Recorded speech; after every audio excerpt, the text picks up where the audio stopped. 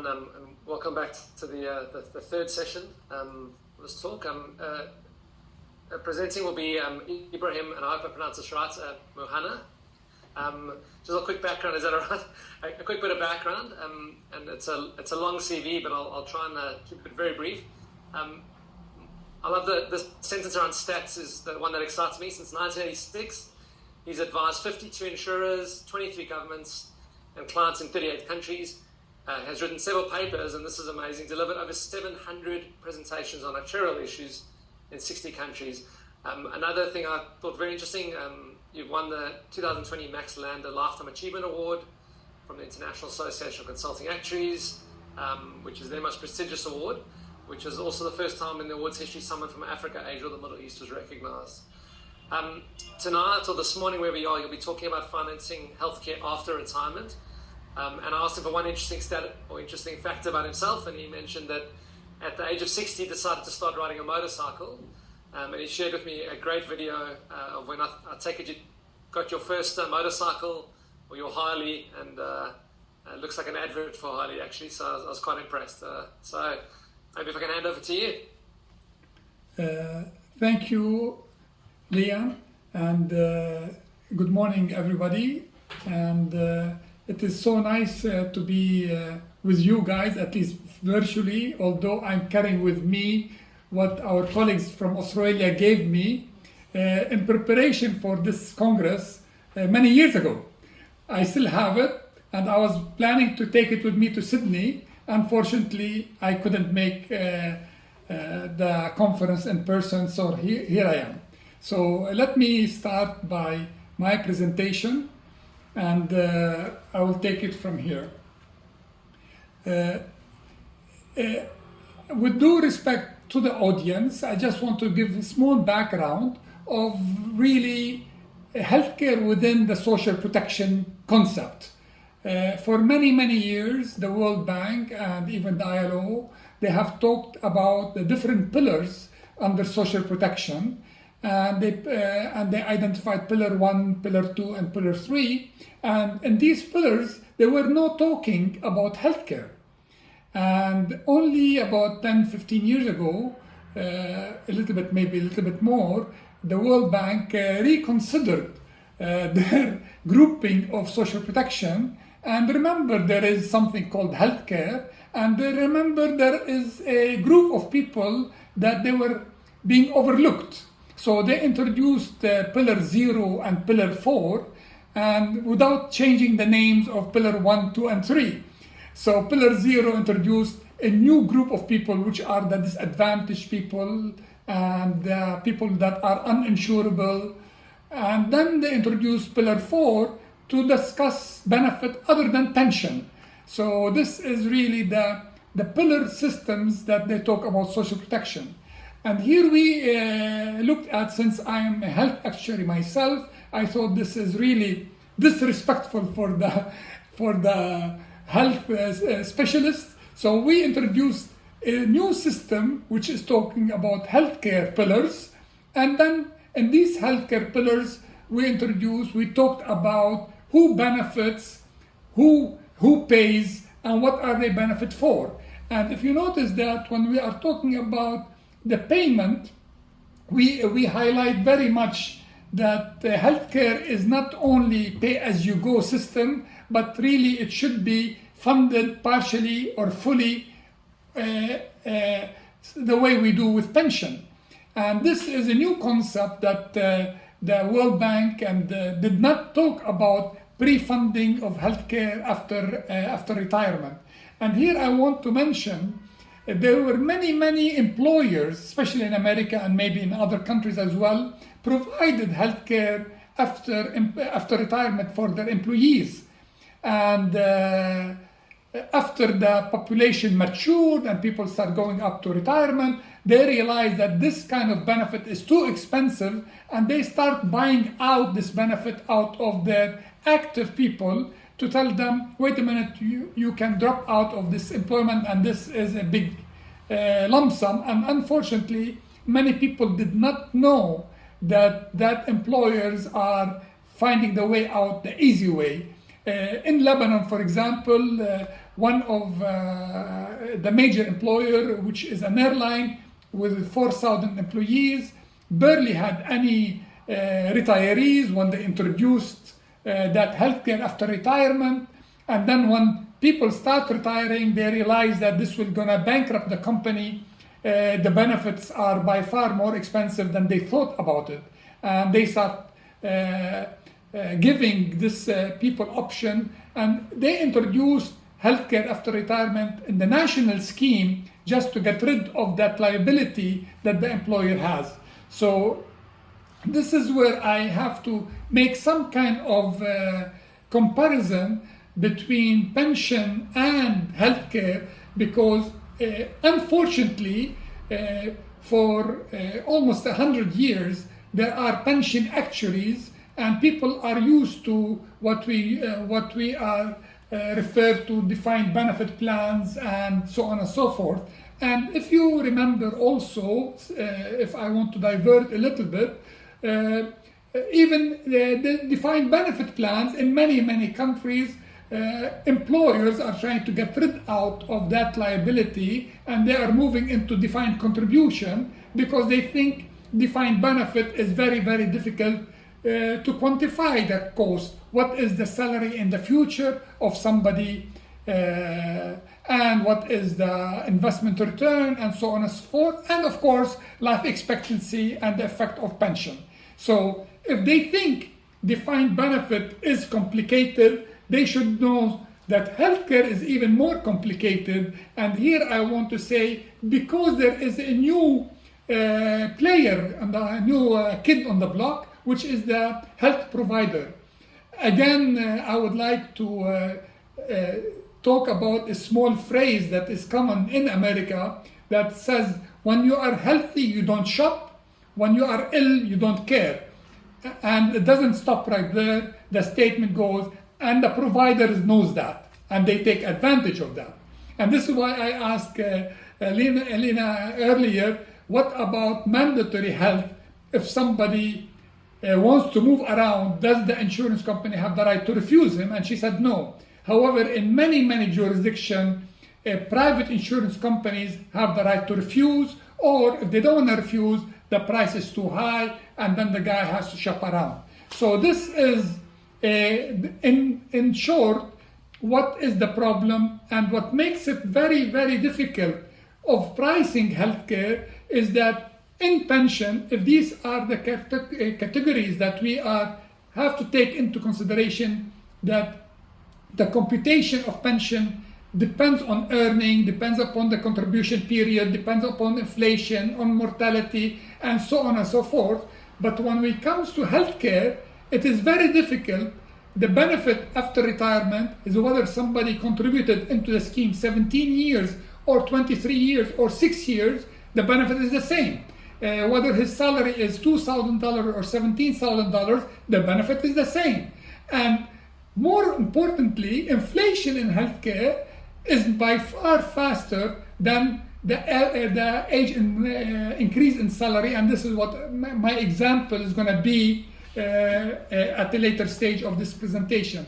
But what's very important, people don't realize that also there are many issues when it comes to healthcare. And here I want to mention that the providers of healthcare in many countries are not well regulated, because the Ministry of Health looks at the quality, does not look at the cost. They don't maintain. There are countries whereby healthcare cost is properly regulated, but insurance regulated. The provider of healthcare is not really properly regulated, and the individual has no clout to negotiate the price. And I want to mention also, insurance companies in some jurisdiction, they don't mind if the healthcare cost goes up, because they can justify the premiums to go up. So the absolute figure of profitability is higher, and this is why many insurance company wants to be in the healthcare industry, in the healthcare business, because it is profitable, although they complain that it's not profitable. So in my presentation today, I'm primarily concentrating on the aged population and on the pre-funding of healthcare. And this is where I say the main player, I believe, in healthcare financing are the actuaries. About 25 years ago, I addressed this subject at the IAA level after our French colleagues introduced the concept of AFIR, where the investment actuary is playing a role, because traditionally speaking, we had really three types of actuarial expertise practicing under these three titles. We had a life actuary, or a pension actuary, or a non-life actuary. And any one of the three categories of expertise were doing healthcare.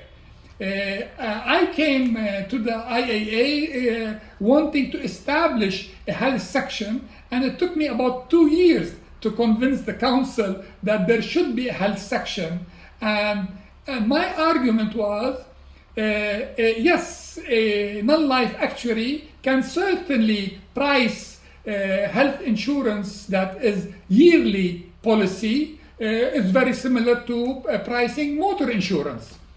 However, if the insurance company is giving guaranteed renewability, that is now a different ball game. This should be similar to life insurance, because then you have risk in the future that you are guaranteeing, and you have people that may not be insurable. So technically speaking, the tools, the skills should be of a life actuary in pricing health insurance that have guaranteed renewability. Then we come to the concept of providing healthcare after retirement. And if we are to provide healthcare after retirement, and we can prove that it cannot be on a pay-as-you-go, cannot be a premium, annual premium, the price could be very excessive, and maybe the person not insurable. So at that time, we need a fund that has been developed during the active years of the individual that can give him at least partial contribution to the funding of healthcare after retirement. And this is a pre-funding, and this is very similar to pension. So I'm saying a health actuary, at least in the public sector, should be a life, non-life, and a pension actuary to do a proper advice in the health scheme in the public sector. In the private sector, it's enough to be a non-life and life actuary. You don't need to be a pension actuary, because very few insurance companies provide this guarantee after retirement. So this is where I'm saying actuaries are the main party to talk about healthcare financing.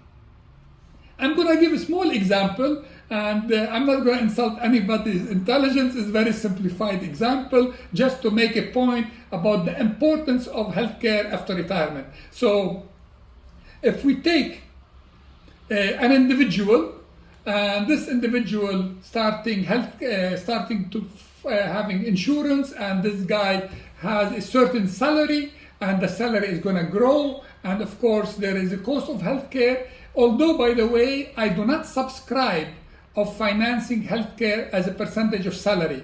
There are many countries where the national healthcare scheme is a percentage of salary, and even the salary is capped because they think the rich people do not want to subsidize heavily the poor.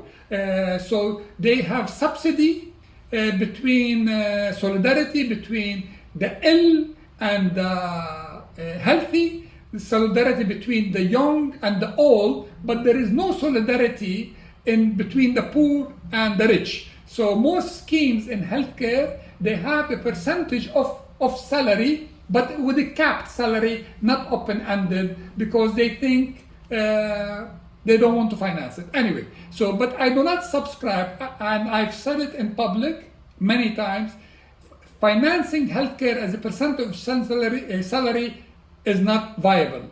And we can see it very clearly in many countries. So if we take an example of somebody with an average age of 45, and this example is indexed, the average cost of in-hospital care, as a matter of fact, at 1,000, you can see, of course, the average cost of a procedure for the young people is by far less. It's like $500 units or $500, where actually a person who is 85 is like 3 times the average of a person of 45. But we don't cost insurance, health insurance based on the average age. We bring in the utilization of healthcare into the game. And we notice here that the utilization, again, this is indexed scale. The utilization of healthcare at 45 is 13%, where at 25 is 8%, but at 85 is almost 30%. So between these two informations, we calculate the burning cost. So if we have 100 people being insured, we know that on average we need the person at 45 will cost us $130 odd. The story doesn't stop here, and here I can thank our colleagues in Germany. I couldn't find any other database in the world that monitors inflation by age over the years. In Germany, I was able to find that, and we realized that medical inflation is age sensitive, and this is very important observation. So when we are projecting now, because I'm looking at the Social Security National Health Scheme, when we are projecting healthcare into the future, the people who are 20 today ultimately is going to be 75 after 50 years if they are still alive.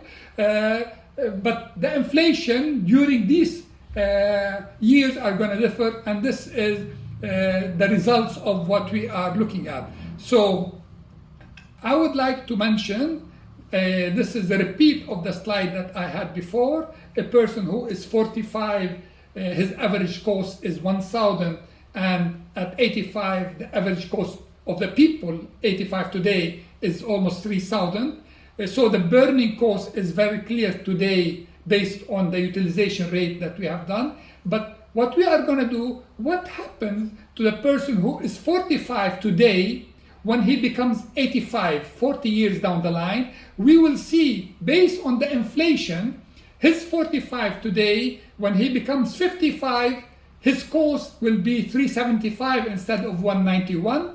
And when he becomes 65, the amount grows faster, and so on and so forth. And if we bring what is his salary today, and assuming a salary of 6,000, and the salary is growing to 9,000, and so on and so forth, we will realize that as a percentage of salary, initially speaking, we are fine. So if the group is age 45 today, 2% of salary may be sufficient to cover them. But when the group start aging, like our colleague Lena just mentioned, if the proportion of the two groups initially was 30% and 70%, it became 50 and 50 and so forth, that weight will change. And we know on a national level we have aging populations, and the number of the fertility is decreasing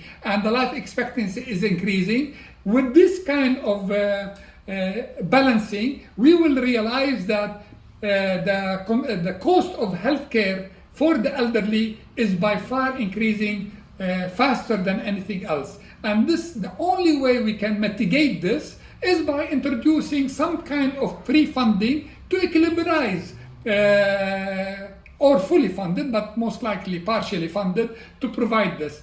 And when we are talking about this, it's very important to say what kind of benefit we are going to promise in the future, because we are pricing something that we don't know. We say we want to provide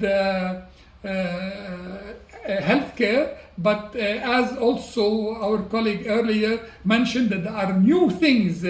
We are seeing babies needing liver transplant that we didn't see before. So there are many issues in the future we don't know, and this is why I named, we have defined benefit, DB, we have defined contribution, DC, and I'm saying healthcare is undefined benefit, so it's UB.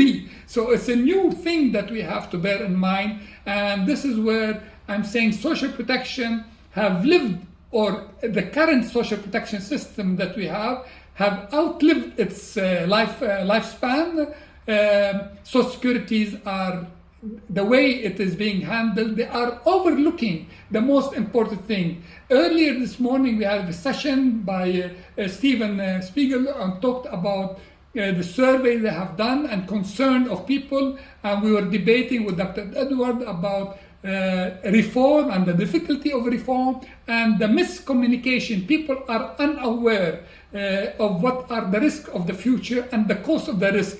And here I mentioned earlier in that session that unfortunately the ILO and WHO talks about human right, healthcare under human right. And this is for me the cheap talk. It's very easy to say that, but Dr. Edward mentioned, and he took his wallet out of his pocket. He said, it depends upon the size of the wallet. I mean, what is a human right? Who's going to pay for it? So this is so correct. And I would like to conclude my presentation, and I'll be more than happy to take any questions. Thank you very much. Thank you. All right, thanks so much.